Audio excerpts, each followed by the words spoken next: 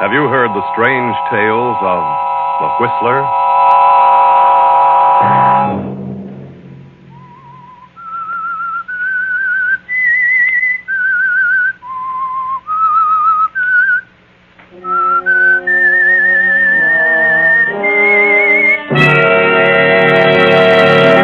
I'm the Whistler.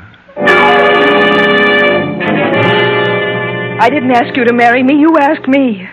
And you said you were going to get a job so you wouldn't be dependent on your mother. I was happy then, Barry, and proud of you. Another Saturday night, and again, CBS presents The Whistler.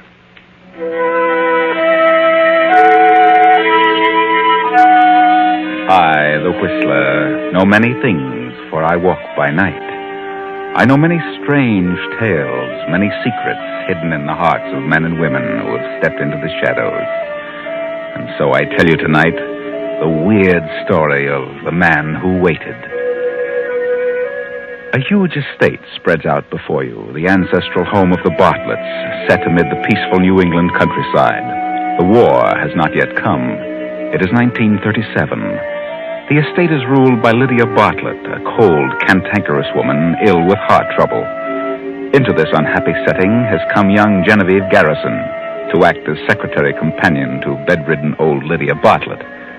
Lydia has but one child, a son, Barry, recently returned from a tour of Europe. The handsome young Barry is immediately attracted to lovely Genevieve, and after a month has passed... Genevieve? Genevieve, where are you? I'm up here, Barry. Oh, I've been looking all over for you. So this is your hiding place. No one ever comes up here, except the birds. It's mighty windy up here in the tower. I love it. It sings to me. Yeah? You're a strange girl. You know, I think you're part of this wilderness. Some wild thing that shows itself for an instant and then disappears. That's your charm for me, Genevieve. That unattainable wildness that lures me. Please, Barry. Oh, I know Mother'd have a fit if she knew I were in love with you. Then you must be sensible, Barry. After all, she controls the estate. And you'd have nothing if you were to make her angry. Your eyes are almost black when I see them so close. Are you frightened, Genevieve? No. That is... Your heart's beating so fast. I know. Let me go, Barry. Are you frightened? Or is it that... Yes, I am frightened. Will you marry me, darling? Barry. I mean, would you marry me if I were able? Yes, Barry, yes. You know that. I'll have to find some sort of a job if we marry. Mother would cut me off in a minute. You know how she feels about marriage. Yes. We'd best forget about it, Barry. I wouldn't want to cause any trouble between you and your mother. You better go now. Oh, you're too lovely for words, Genevieve. Barry. I love you, darling.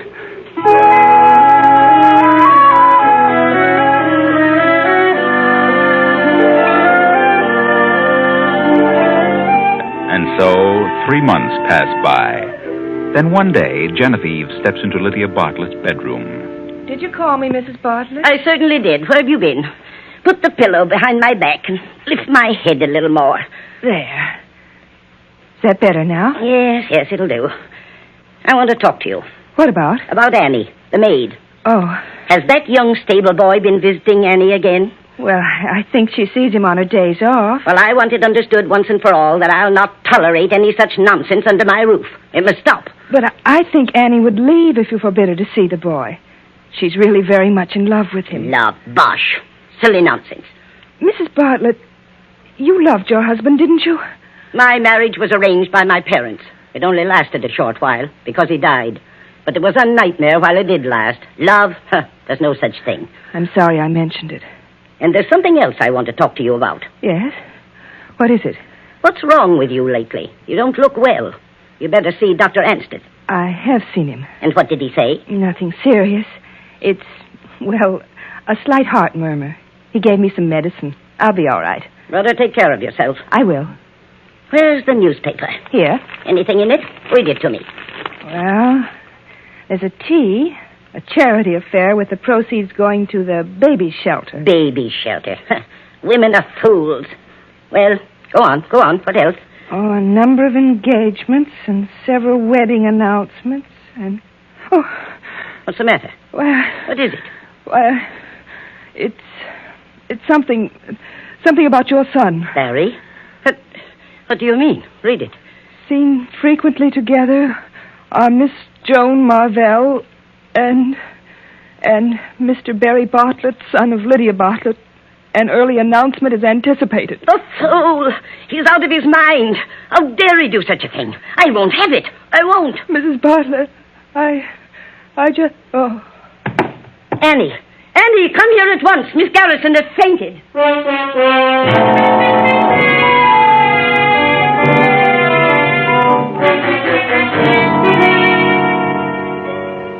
How are you feeling, Genevieve? Mother said you'd been ill, that you had some sort of an attack. Oh, it wasn't anything. I had rather a shock. My heart isn't too good. I was reading the paper to your mother, and I noticed your name coupled with that of a Miss Marvell. Oh. It was silly of me to give way because I know it can't mean anything now. Genevieve, I think I'd better come right out with it. You mean it's true? Oh, Barry, how could you? I've been trying to get up here to discuss it with you. You know that such an arrangement as ours is no good. Why, if Mother ever found out we were married, we'd be sunk. It's very unfair. It's just as unfair to me. I didn't ask you to marry me. I was content the way things were. But when you asked me to be your wife, you said you were going to get a job so you wouldn't be dependent on your mother. I was so happy and so proud of you. Well, I tried to get a job. But it's terribly awkward trying to find something to do when you're not accustomed to it. And you can't ask a man of my position to go out and become a garage mechanic or something like that. There's nothing dishonorable in becoming a garage mechanic. Oh, don't talk nonsense. Naturally, I can't tell my friends my reason that I'm married. Naturally. I met Joan some time ago. I was up at King's College with her brother Ned. She's grown up to be most attractive. More attractive than I am, of course. I didn't say that. It would be a very suitable marriage. The Marvells have pots of money, and the old man would give me a place in his business. Oh, naturally, I plan to take care of you, make you a suitable allowance, and that sort of thing, if you'll divorce me. As a matter of fact, Joan knows all about you and has consented to marry me if I can get a divorce. She knows about your being married to me. But there's something else she can't know, Barry. Why, what are you talking about? I'm going to have a child. Your child. A child? Who knows about it? Dr. Ansdeth. I went to see him, and he told me what was wrong with me. Well, Ansdeth's a good sport. He won't talk. Anybody else? I've told no one else. But I think Annie suspects. Oh, I hope it doesn't get to Mother. But you can understand now why I can't divorce you. I can understand why you think so, but I still think it's a shame. Why do these things have to happen to me?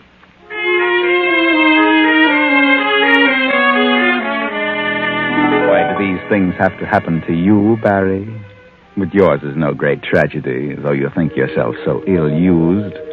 The harm that is done is not to yourself, but to the woman who loves you so dearly. And can you be sure she won't tell your mother? Is there anything else you want, Mrs. Bartlett? Yes, Annie. You're not to let that Joe Moberly into the kitchen. Is that clear? I'll not have that sort of thing going on in my house. I'm not seeing Joe in the house. And when I see him open and honest, like respectable people. I'm not the only person in this house that is a gentleman friend either. Well, I'd like to know who that person is. I'm not saying anything against anybody. Only, if I can't see my Joe that keeps his distance and knows his place, why should anybody else be allowed to have a man in this house? Ask Miss Garrison to come up here at once.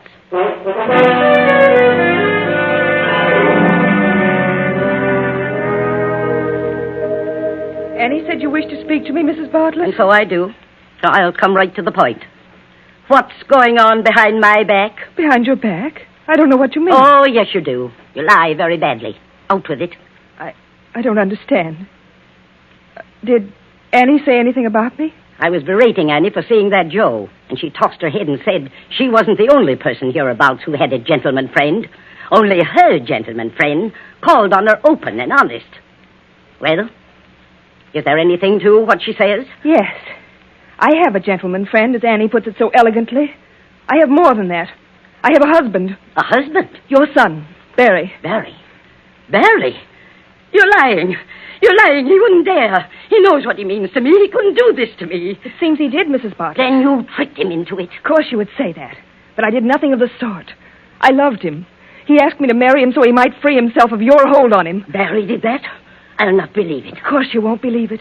You don't know the meaning of love. What a way to talk to me. I'll not tolerate it another moment. You'll have to tolerate it, because there's no way of your stopping me. I learned something else from Barry. He has one side to his nature which he takes from you. What do you mean? I married him because he wished it. He was going to find a way that we might live together openly. But Barry found he couldn't do what he said he would do. He found an easier way to live, through another woman who could keep him in the style to which you had accustomed him. So he told me this, expecting I would forego my claim to him. Divorce him? I would have released him, but there was another whose claim was greater than mine. His child. Oh, disgraceful. Under my very roof. I can't endure any more of this. I'll call my lawyers. I'll cut him off without a cent. My medicine. Medicine. Oh.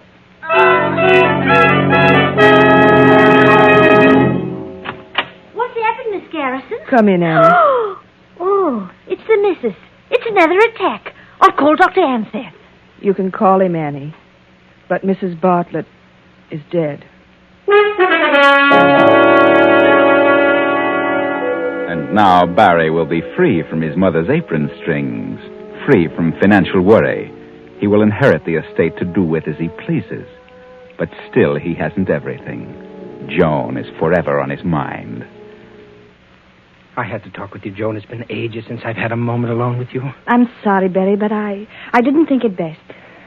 Oh, I've got to talk things over with you. When we planned to marry before, and you told me how you'd been tricked into marriage by that woman, I was willing to overlook it if you could get a divorce from her. Oh, that's the devil of it. She won't divorce me now. There's going to be a child. Oh. Where is she? In a nursing home. She's been ill ever since Mother died. For a while, they thought she might die, too, but she pulled out of it. Oh, I know. She must have, led you on, but you're so attractive, and she must have been really fond of you. But I don't love her, dear. I love you. Can't you understand it? I can't give you up. I won't. Barry, darling, I love you, too, but this isn't a thing we can decide in a moment. You must be patient. Patient. You sit there close to me, and you ask me to be patient. I will for a while. But only for a while.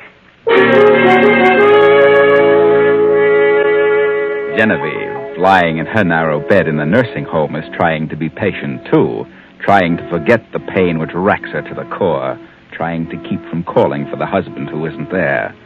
She had hoped that the birth of their son would bring him back to her. Then, one evening, the door opened. Is that you, nurse? No. It's Barry.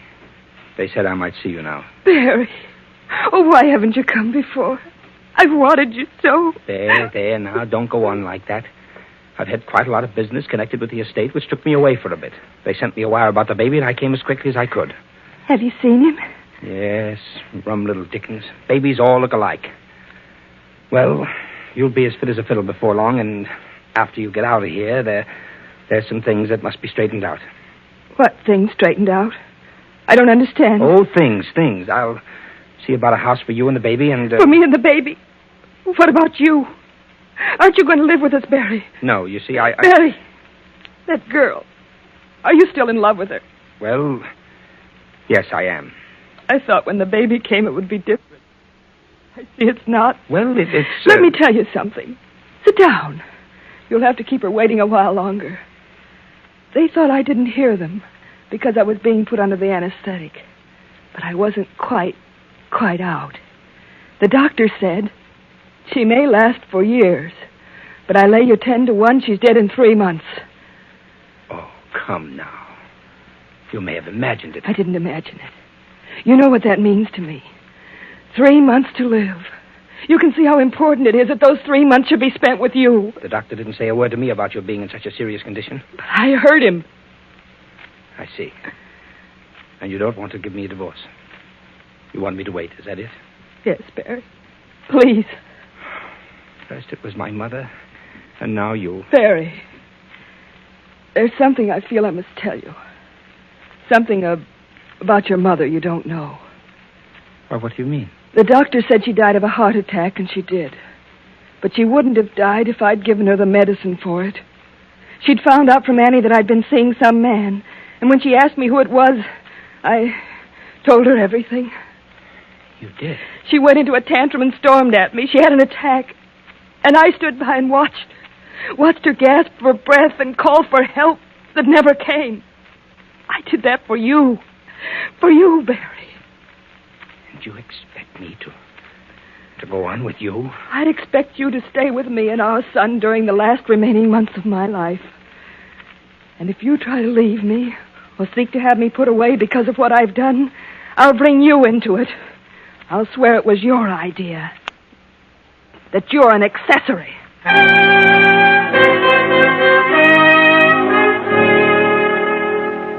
The months go by.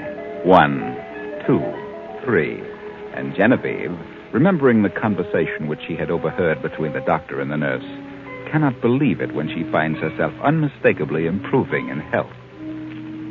Well, Genevieve, you'd had a rather severe time of it before the baby came, and you were quite run down. But you've done very well. You must watch your heart, though. Avoid any strenuous activity and keep as calm as possible.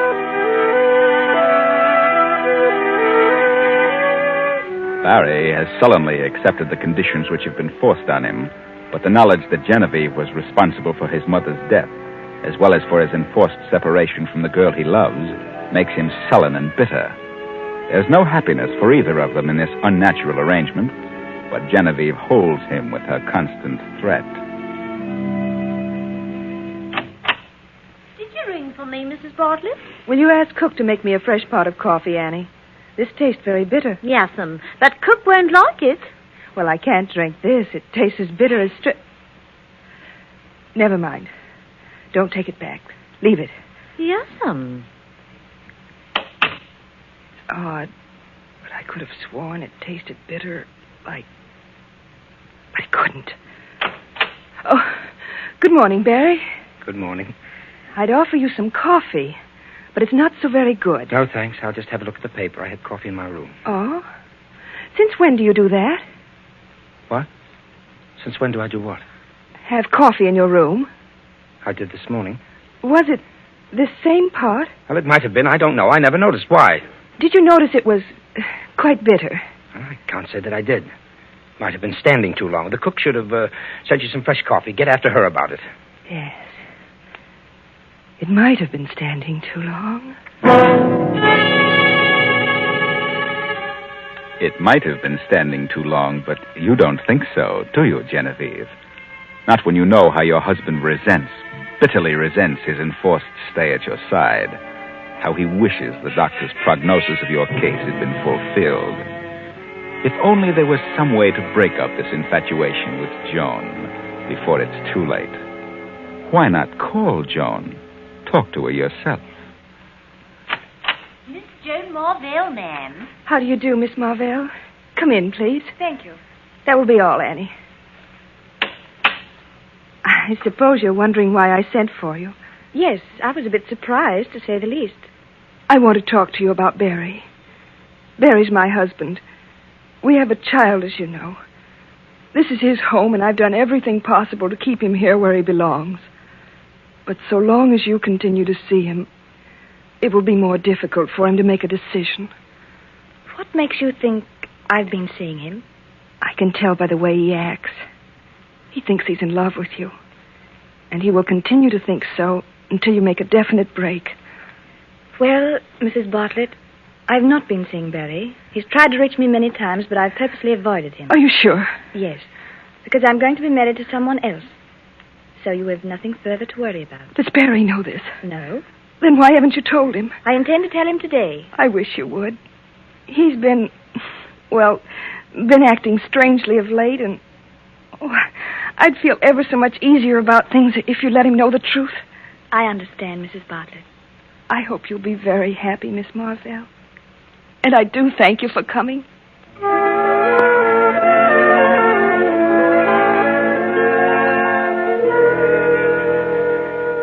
you see, it's all all for the best, Barry. You don't mean that, Joan. Until I talked to her, I was really undecided about marrying Roger Hedden. But now I know what to do. She's a lovely woman, Barry. The most tragic eyes I've ever seen in my life. You must go back to her. She wants you, needs you. You must forget about me. So she sent for you, did she? Yes. She thought she was being clever. Oh, why doesn't she give up? She knows how I feel. I do wish you hadn't gone to her. I'm glad I did. I know now what to do. And having seen her, talked to her, I understand you so much better. Understand me? Yes. I think you know what I mean. Goodbye, Barry. No, please. Joan, please, wait a minute. You don't really love this, Roger. You're doing this just because of Genevieve. You must think of yourself. Think of me. Hold your decision for a few weeks. Why? Well, something may happen. Well, if you'll just wait a bit, the picture may change for us. How do you mean? How could that be possible now? Promise me that you'll wait. What are you thinking, Barry? Why, nothing. I just want you to wait. She said you'd been acting odd. She's imagining things. I'll have to hurry now or I'll miss my appointment. Goodbye. I said goodbye, Barry. Oh, yes. Goodbye, Joan.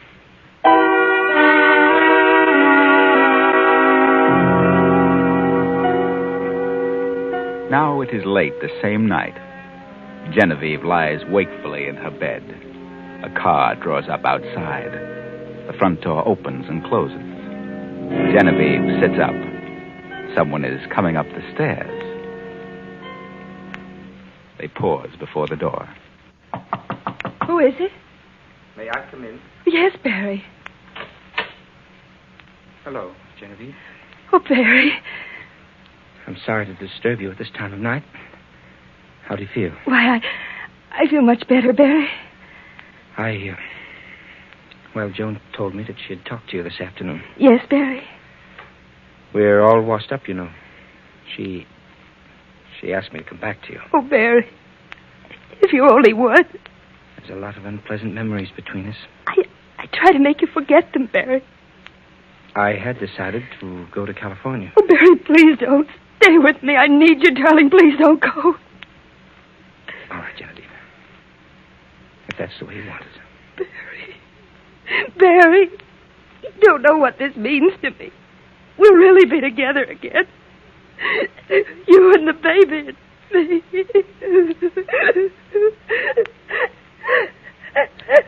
and me. Genevieve, what's wrong? It's my heart. What? Excitement. My medicine in the bathroom. Please, Barry. Medicine? Yes, the little one with the medicine dropper. Please.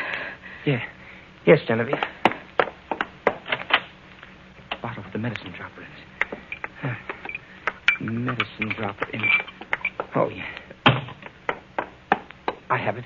How much do you take? 5 drops. 1, 2, 3, 4, 5. There you are. Thank you, Barry. Oh, you'll be all right now, Genevieve. You'll be all right in a few moments. I'll stay in the other room tonight. Barry. What is it? That bottle. That isn't my medicine. What? No. Look. Look at the label. That's your mother's medicine. Mother's? Oh, good Lord, it is. It's wrong for me. That medicine is a heart depressant. Barry. Barry. What have you done? I can't breathe. Can't.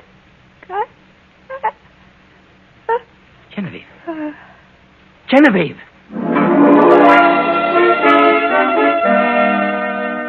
Well, Barry, what have you done?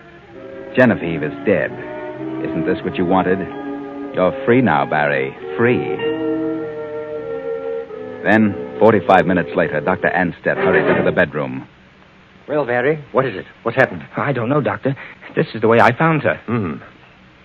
Well, not sign of a pulse. Poor girl. I can't understand it. She'd improved so much. She's dead, Doctor? Yes, Barry. I'm sorry. I'm completely dumbfounded. Wait a moment. What's this? What?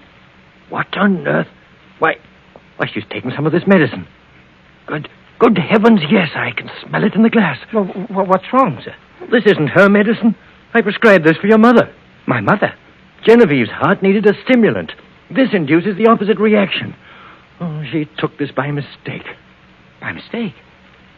But how on earth could... Well, there's nothing we can do for her now. What time did you say you came into the room, Barry? Why, well, just a few moments before I called you. Well, that would be 12 minutes ago. Yes, that's right. I see. She was gasping for breath. She tried to say something, but I couldn't make out what it was. I called you immediately. Well, I'll call the undertakers. I'll use the phone in the hall.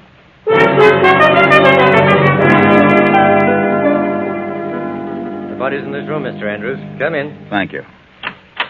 Barry, this is Mr. Andrews. Oh, how do you do? How do you do? Mr. Andrews is a police inspector. What? Why the police? I thought you called the undertaker. Not yet. Well, why the police?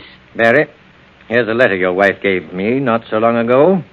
It says on the envelope, to be opened at my death. A letter? Yes, I'll read it to you.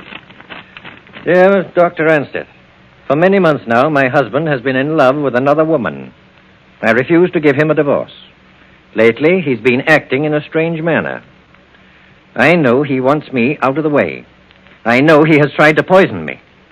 I've hoped and hoped that I could bring him back to his senses. But now I'm afraid it's too late. If my death occurs, I want you to investigate the circumstances thoroughly. Signed, Genevieve Bartlett. But that's ridiculous. I never thought of such a thing. It's all pure imagination. I came back here tonight to stay. I realized what a fool I'd been, and that letter doesn't prove a thing. It proves a motive. And furthermore, you lied about the time you found her. Lied? You said you came into this room 12 minutes before I arrived. You said she was trying to speak, and that you called me at once. 12 minutes elapsed from the time you found her till I came. Yes, that's what I said. But she had been dead almost an hour when I saw her. What? You waited, Barry. Waited till you were sure she was dead. Then you called me. No. Wait a minute, Doctor. I can explain. You can explain down at headquarters. Come on.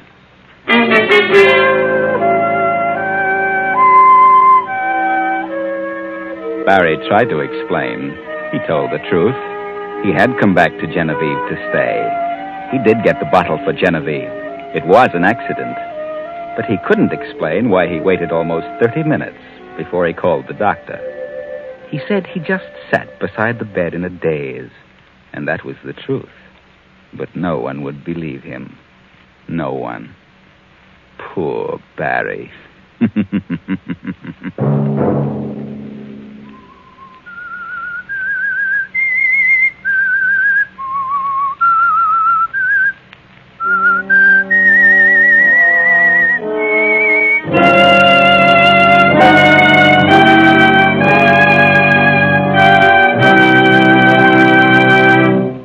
CBS has presented The Whistler.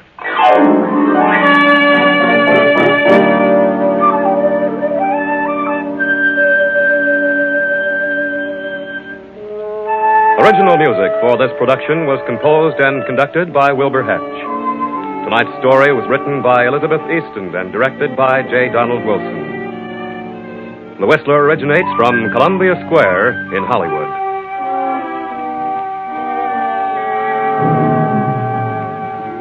Next week, same time, I, the Whistler, will return to tell you another unusual tale.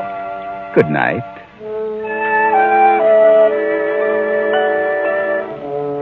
This is the Columbia Broadcasting System.